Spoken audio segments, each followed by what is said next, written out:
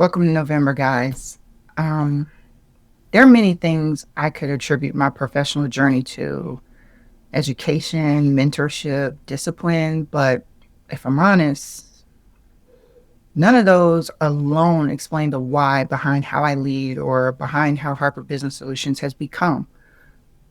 Truth is this: I govern myself and lead this firm according to the call God placed in my life. When I say that, I don't mean that lightly or as a slogan. I mean it as a charge.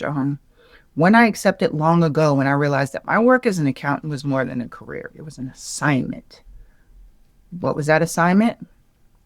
Well, see, when you're called to something, it's not about convenience or applause. It's about obedience. For me, that obedience looks like leading with integrity, even when it costs comfort, contracts, or approval. It means setting boundaries when others don't understand them, not because I want to control, but because I'm accountable to something higher. There are people who say, I work within no gray. Right, I do. It's not because I think I'm perfect. I simply know what happens when you operate outside of God's order, even in business. My standards aren't built on arrogance, they're built on alignment. And with that, there's faith that's in my firm.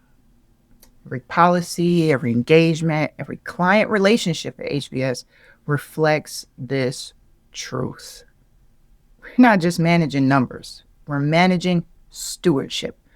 We handle people's livelihoods, legacy, labor. It's sacred work. So, yes, I require excellence. Yes, I hold my team and our clients to a higher standard. But that excellence doesn't come from ego, it comes from conviction.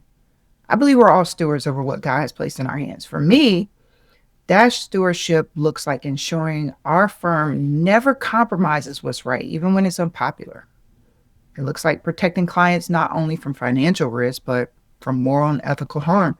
Because one day, I'm going to have to give an account, not just to my clients, but I'm going to have to give an account to God.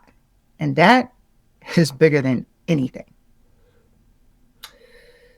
Operating with faith in business is not always easy. I'll be honest with you. You'll lose some people along the way. You'll be misunderstood. You'll be labeled, you're rigid, you're too religious, you're mean, you're rude, you're unyielding, uncompromising, too black and white. And honestly, the list can go on filled with a number of negative connotations that people use when they don't understand conviction.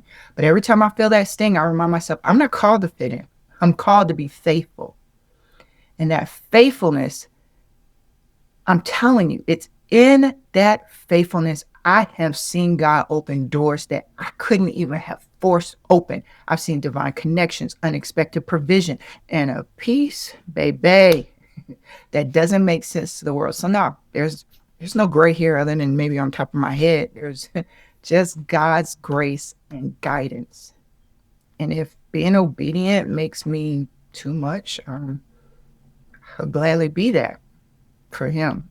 So every entrepreneur, leader, professional, those trying to just get it and walk in your own assignment, stand firm. I am encouraging you to stand firm. Don't let the pressure of perception pull you out of purpose. Don't dim your standards to make others comfortable. Don't apologize for holding the line that God drew for you. Integrity is more valuable. It's a form of worship. And obedience is better than opportunity. In HBS, we're not just reaching beyond numbers. We're not. We're definitely not. We're striving to honor the one who has called us to steward. So, it's not everybody's cup of tea. I'm good with that. I'm good with that.